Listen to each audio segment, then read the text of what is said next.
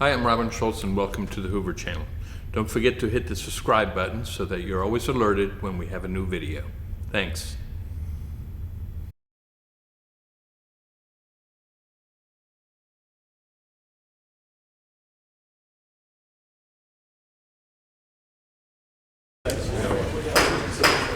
Good evening and welcome to the February 3rd meeting of the Hoover City Council. I'd like to call the meeting to order and ask the clerk to call the roll, please. Council President Lyda. Here. Council Pro-Tem Posey. Here. Councilmember Swiney. Councilmember Driver. Councilmember Murphy. Present. Councilmember Middlebrooks. Councilmember McClinton. Here. With a quorum present, if everyone will please stand for the invocation to be given by our clerk and remain standing for the pledge to be led by Councilor Driver.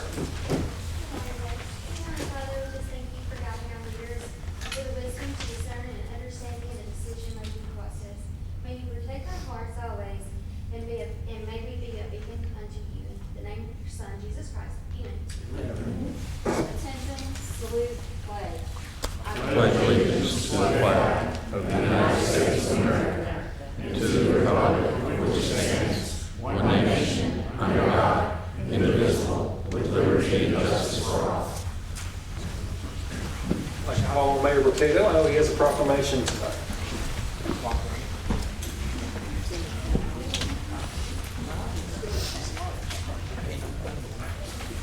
Thank you, Mr. President. I would ask that Ms. Sally Woolley, who is the State Assembly Chair, and Ms. Karen Schellenberg, President of the Edwards Waters Chapter of the National Society of Daughters of the American Colonists.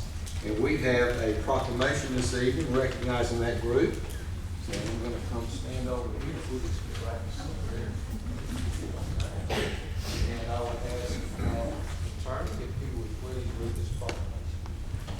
Whereas the National Society of the Daughters of American Colonists were incorporated on April 25, 1921 in Washington, D.C., and the members are descendants of a man or woman who rendered patriotic or civil service to the American colonies prior to July 4, 1776. Members work to preserve their heritage and record their history for future generations while serving their communities through patriotic education, scholarships for American Indian students, marking historical sites, serving veterans, and other projects. And whereas the Edward Waters chapter of the Daughters of the American Colonists was named for Edward Waters, gentleman and armature, who was born in England in 1584 and came to America the first time in 1608 on the ship Patience. And whereas Edward Waters returned to England and came a second time in 1609 on the Sea Venture, which was wrecked in July 1609 in Bermuda. And whereas Edward Waters returned to Virginia, where he and his family were captured by the Nansemond Indians, but were soon rescued. And whereas Edward Waters was appointed commissioner for the district between Southampton River and Fox Hill, and was a member of the House of Burgesses, a captain in the Virginia Militia, and a member of the Church of England. Whereas the Alabama State Society was formed by Mrs. Henry Grady Jacobs on March 13, 1939 in Birmingham, Alabama. And whereas the chapter was formed on November 3rd, 1945 at the home of organizing regent Mrs. James C. Bonner with 14 members. And whereas the chapter has marked several historic sites, including the Indian Trail in 1952, the postal routes of 1820 in 1961, and Tanner Hill Furnace and Foundry in 1972. Now therefore, we, Frank B. Brocato, Mayor, and John B. Lyda, City Council President, and on behalf of the residents of the City of Hoover, do hereby congratulate the Edward Waters chapter of the Daughters of the American Colonists on the important work they do in the community and offer best wishes as they proudly host the 86th State Assembly, Alabama State Society Daughters of American Colonists in Hoover, Alabama, and Shelby County, Alabama.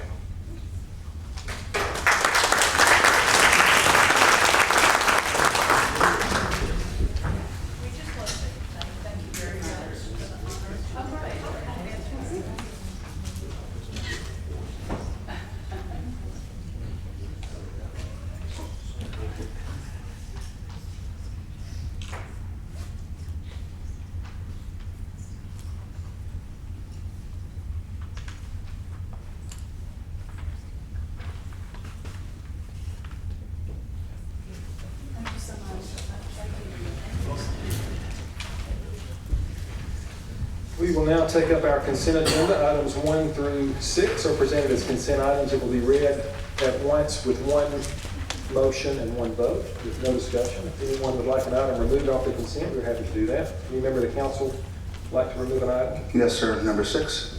Item 6 can be removed. Any others from the council? Any member of the public like to remove an item 1 through 6 with the exclusion of 6, which has already been removed? Seeing none, Mr. Corley, if you'll read items 1 through 5. Item number 1 approves the payment of bills. Item number 2 approves the minutes from the January 21st, 2025 meeting. Item 3, Resolution 837125 approves a 040 retail beer on or off premises alcohol license and a 060 retail table wine on or off premises alcohol license for Hoover Steaks and Wines LLC, doing business as Hoover Steaks and Wines located at 5868 LC Road, Hoover, Alabama. Resolution 837325 consents to Shelby County and Shelby County Economic and Industrial Authority granting a tax abatement for county and state non-educational taxes to Swaglock, Alabama, within the city's police jurisdiction pursuant to Alabama Code 40-9B-1. And item number 5, Resolution 837525 accepts a grant from the Alabama Public Library Service in the total amount of $46,000 for assistance with library technology and automation, and amends the budget for the fiscal year ending September 30th, 2025 for a total cost of $11,500 for the acceptance of funds and matching portion from the city for a laptop lending center as shown on Exhibit A. Mr. President, I move for approval of consent agenda. Second. We have a motion and a second for approval. All in favor say aye. Aye. Any opposed, nay. The ayes have it, the motion carries. We are privileged tonight to have in the chamber the partners and proprietors of Hoover Steaks and Wine, which we just approved for their license. And I'd like to call on Mr. Josh Baker, Mr. Tyler Kemp, and Mr. and Miss Patrick and Danielle Devers, if they would come forward and be recognized. And we'd like to get a picture with you guys if you don't mind.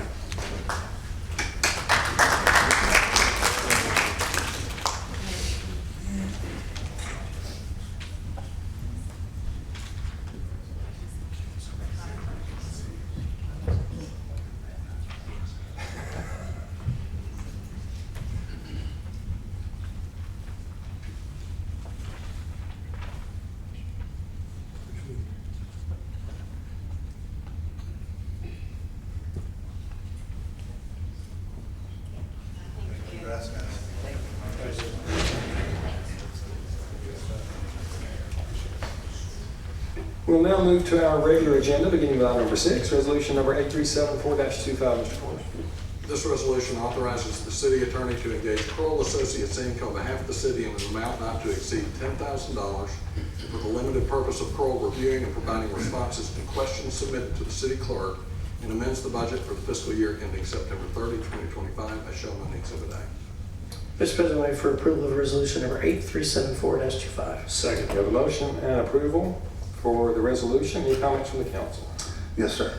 Mr. Corley, I understand why we did it the first time when we engaged Kroll through your firm. But since no malfeasance and fraud has been found, why are we going through the firm versus the city just paying it directly to Kroll? Well, the firm was the client and the account engagement that provided the report, and so I think that was just Kroll's expectation would be that they would, as part of the same engagement, respond to these questions. Is there any reason why we should not just the city pay directly? Because my biggest concern is the chain of custody. I would like for this to be on record that I would like all those questions that are being answered, once they're answered, I would hope that the mayor's office, city attorney, council members would not engage with Mr. Spivak or Kroll so we can get some real good answers. And once that's given to the clerk, I like that disseminated to all the council, all the mayor, unedited, unredacted, and sent on the website. Can that be assured? Sure. Yeah.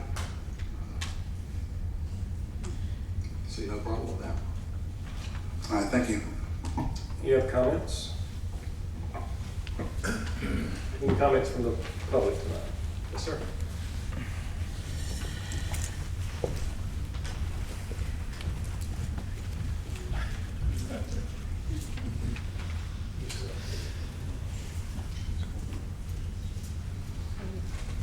My name is Schultz from Bluff Park. Quick timeline for those who are not aware of this audit. In April 2024, Mr. Lyda sends an email to the council, recommends that a forensic audit be conducted. Approximate cost at the time was around $300,000. This was not revealed to the public since Wallace Jordan is paying for the audit, then billing the city. June 2024, during the CON hearing, word of the forensic audit is revealed under cross-examination. August 2024, audit summary is revealed by Kroll at a council meeting. John Slavic, representing Kroll, says he would be happy to come back and answer questions. September 2024, Mayor Mercado indicates there was nothing found in the audit, which contradicts some of the findings in the audit. October 2024, CFO Jennifer Cornett presents her first quarterly presentation on the audit findings and remedy of problems. November 2024, resolution to pay Kroll is introduced at the first monthly council meeting and continued because members of the public want a town hall meeting. November 2024, in lieu of a town hall meeting, it is recommended by some council members that the public send in questions that they have regarding the audit, which will be forwarded to Kroll for answers. Council votes to approve payment to Kroll despite Kroll already having been paid. January 2025, Ms. Cornett gives her second report. February 2025, questions for Kroll are ready for submission, but will go through Wallace Jordan, so payment for questions, which is limited to $10,000, will be made to Wallace Jordan. Some council members indicate that written responses are better than a town hall meeting, and justifying that by saying that if they're in writing, they can be kept in perpetuity. A live meeting can prevent censoring of questions, prevent multiple repetitive questions. It can be recorded and streamed, and video can be transcribed very easily these days, thus satisfying the keeping in perpetuity. I did some of the math as far as what it would take to get Mr. Slavic back to Hoover. A round trip ticket, first class, is $1,200. Winther Hotel, one night suite, transportation from airport, $750. Winther ballroom rental, $1,000. Video, no charge. So $3,000 for the first Kroll representative, $2,000 for each additional. This right here, what should happen here is, instead of these questions, Mr. McClinton asked, how do we know the questions are going to be answered? How do we know the questions are not going to be redacted when they come back? How can we guarantee that? If we can guarantee that, that is a step in the right direction. But at the end of the day, what we're looking for is transparency in this thing. We want the questions to be answered. Thank you. Any other comments? I just want to comment. The night that the statements were to have a public meeting, I forgot what councilor stated this, but it was asked for everyone asking questions that was in this particular room to submit all of those questions, and we will answer them. So I do want to make sure that goes on record that it was asked that anyone that needed questions answered to send them in, and they will be answered for a purpose of documentation. Everyone knows me, I'm a big person of documentation and process. Everyone doesn't have access to video or even an iPhone these days, but you can always print something off and it'll be saved accordingly. Also, in the event I've been a part of a lot of town hall meetings even when I was president of the school board. Answering 100 and some questions is going to take longer than 2 hours. And also it needs to be a summary from that as well too. So that doesn't neglect the fact that you're going to have to still do a summary from that meeting as well too. So I didn't want to just put that as a matter of record that was asked. It will be 100 and some odd questions will be answered, and they will be posted as Councilman McClinton asked our legal team, unedited, and for anyone to receive those questions. Thank you, Mr. President. Yes, sir. Any other comments? We have a motion and a second for approval. All in favor say aye. Oh, hang on.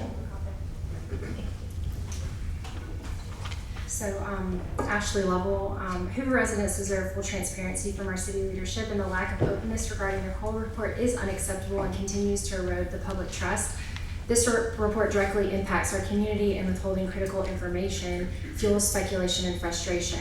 I have a direct question to Councilman Posey, but is it not in the best interest of Hoover residents for a representative from Kroll to travel to Hoover and conduct the town hall style meeting, question and answer, just as Mr. Schultz had said, With over 120 questions submitted, wouldn't it be more efficient to allow residents to ask their questions directly, because many of those concerns could likely be addressed through open discussion, ultimately saving both time and money? So, in that matter, I just want to leave that question for you, Mr. Posey, or Councilman Posey, sorry. Is it not more efficient to have them come down? I agree. I'm glad Robin ran the numbers. I feel like that's something we could have done months ago, back when he was first here. Now we're looking at 109 questions, where it would have probably been like 2 or 3, maybe 3. 2 or 3 questions, I think, about the report, why we did the report, why, how it impacts us financially, those kind of things. But, and I do still feel that way, but I will stand with the rest of you and vote the way you want to do it, the way you feel best. And that's why I said my piece during the work session as well. Any other comments? We have a motion second for approval. All in favor say aye. Aye. Any opposed, nay? The ayes have it, the motion carries. We'll now move to item number 7, ordinance number 25-2664, Mr. Ford.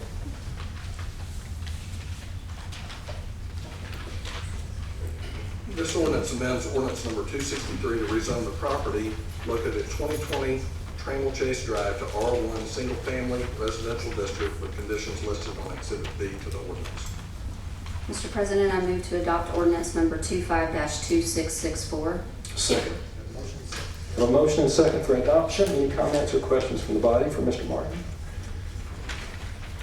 This is a public hearing. Any member of the public here to speak on behalf of this ordinance change?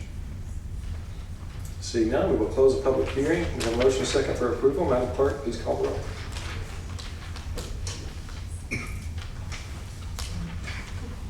Councilor Posey? Aye.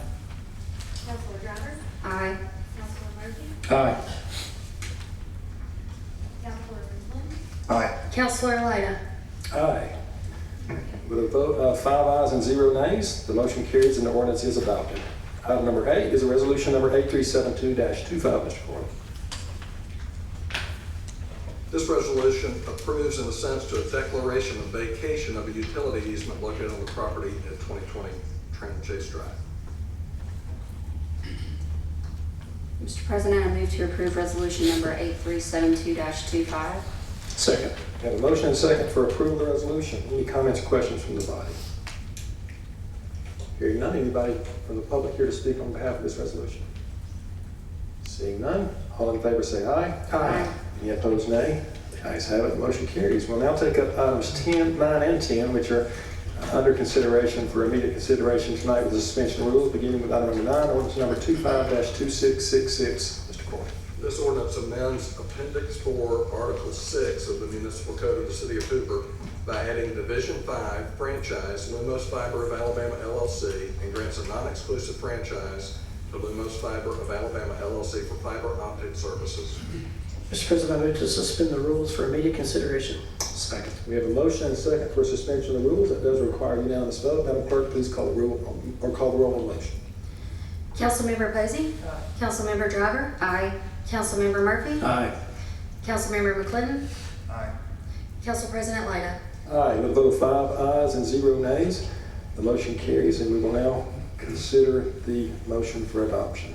Mr. President, I move for the adoption of ordinance number 25-2666. Second. We have a motion and a second for approval. Mr. Coe is here, and he spoke with us at work session on Thursday night, but I know he'd be happy to entertain any questions or comments from the body. Any member have a question or comment regarding item number 9? Very good. Any member of the public here to speak on item 9? Seeing none, Madam Clerk, please call the roll.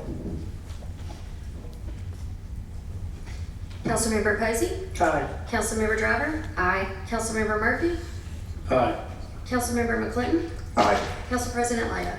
Aye. With a vote of 5 ayes and 0 nays, the motion carries and the ordinance is adopted. Item number 10 is ordinance number 25-2667. Mr. Corey. This ordinance amends Appendix 4, Article 6 of the Municipal Code of the City of Hoover by amending Division 4 franchise MCI Metro Access Transmission Services Corp. doing business as Verizon Access Transmission Services and grants a non-exclusive franchise to MCI Metro Access Transmission Services Corp. for access transmission services. Mr. President, I move to suspend the rules for immediate consideration of item number 10. Second. I have a motion and a second for suspension of rules. Madam Clerk, please call the roll on the motion. Councilmember Posey? Aye. Councilmember Driver? Aye. Councilmember Murphy? Aye. Councilmember McClinton? Aye. Council President Lyda? Aye, with a vote of 5 ayes and 0 nays, the motion carries and the item will now be considered. Entertain a motion for adoption of the ordinance. Mr. President, I move for the adoption of ordinance number 25-2667. Second. I have a motion and second for adoption. Mr. Cope is back again. Any questions or comments from the body regarding item 10? Any member of the public here to participate in the public hearing regarding the ordinance? Seeing none, we'll close the public hearing. Madam Clerk, please call the roll. Councilmember Posey? Aye. Councilmember Driver? Aye. Councilmember Murphy? Aye. Councilmember McClinton? Council President Lyda? Aye. The vote of 5 ayes and 0 nays, the motion carries and the ordinance is adopted. Item number 11 and 12 will be for a first reading only. No vote will be taken tonight. We also covered these at work session, but we'll cover them again before the first meeting in February. Item number 11 for a first reading, resolution number 8369-25. Mr. Corley. This resolution grants conditional use approval with conditions shown in the attached Exhibit 2 for a family entertainment center for the property located at 3313 Lorna Road, Hoover, Alabama. And item 12, resolution number 8370-25. Mr. Corley. This grants conditional use approval with conditions shown on Exhibit 2 for the establishment of Sticks and Stones Cocktail Bar for the property located at 5852 LC Road, Hoover, Alabama. Very good. That brings us to the end of our agenda. We'll open the floor for any council comments. Hearing none, open the floor to the public for any public comments tonight. Yes, ma'am.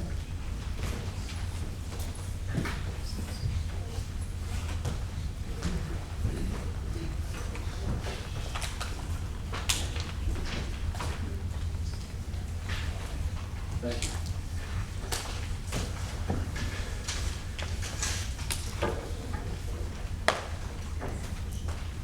K.T. Thomas, Scout Creek. Tonight I bring another letter from ADEM to the mayor dated November 2nd, 2020. ADEM presented 3 concerns about stormwater inspections in the city: the quality of the inspections, the frequency of the inspections, and the recording of inspection data. ADEM inspected one development several times and found deficiencies in the BMPs, while Hoover inspections did not find any deficiencies. For example, one day, ADEM noted that there were no silt fences. The next day, Hoover did not note that there were missing silt fences. Hoover responded with 2 points on November 30th, 2020. The inspectors are certified. Well, that's a bit like saying, I have a driver's license, therefore I'm an excellent driver. But the second comment was that development was not part of the MS4, once again denying the city's responsibility. 3 months later, ADEM entered into a consent decree and fined the developer over $50,000.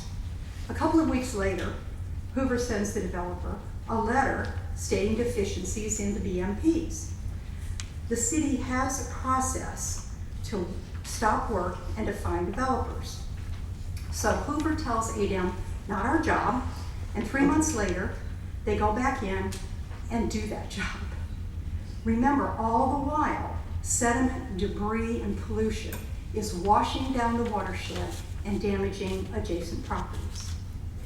Next, March 12, 2021, Hoover approves a stormwater waiver for that developer.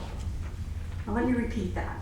Hoover knew the developer was not following BMPs, sent them a letter telling them that, and then approved a stormwater waiver for that developer. After approving the waiver, Hoover sent the developer at least 2 more letters stating deficiencies in BMPs. The deficiencies continued. January 11th, 2023, ADEM enters another consent decree and fines that developer $3,800. Understand the continuum of punishments, from letters pretty much up to consent decrees at the top end. The city has a process to stop work and to find developers who do not follow BMPs. Question everything. Anybody want to go for a ride with me? I have a driver's license. Any other comments? Yes, sir.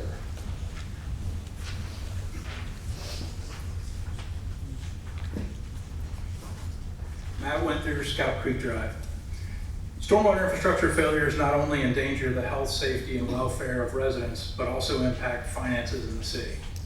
I've heard many times that Hoover is business friendly. Stormwater infrastructure failures are costing Hoover and its businesses. For example, River Chase Village in 2022, a resolution 6970-2022 presented a path to repair flooding at Highway 150 and Warner Road. This is the former location of Whole Foods, which opened in 2017 and was closed in March of 2020 because of flooding. Several other businesses in that area were also closed or impacted by the flooding. The city gives tax incentives to get businesses into the city. For a recent example, Trader Joe's across Warner Road from the former Whole Foods location. I'm guessing that Whole Foods pays more in taxes than an empty building, and it would cost less to keep Whole Foods than incentivizing a new tenant into a building with a problematic history. The city has lost tax revenue because of poor stormwater management. The city accepts burdens of attorney fees to litigate stormwater problems, but is less willing to do what is necessary to prevent stormwater problems. The mayor was quoted, "We are aware of announcements by Whole Foods relating to their Hoover location. We're especially grateful that the company is working to find job placement for those employees affected by this decision. The store is in a high-profile location at a major intersection, and we look forward to the next business opportunity that will join the Hoover landscape there. Our staff will be working to help facilitate that process. The former Whole Foods location is still vacant. The litigation is ongoing. Wouldn't it be easier to keep the businesses we have instead of attracting and incentivizing new ones? How much has the city spent on litigation related to this location or stormwater in general? Does the council get regular updates on the state on each project or item in litigation? How many citizen vehicles will be damaged by the floodwater in this area? How much is spent on emergency response to flooding in this area? Will anyone die or be injured due to the flooding in this area? Question everything." Any other comments tonight? Very good. Thank you for your attendance. Good job.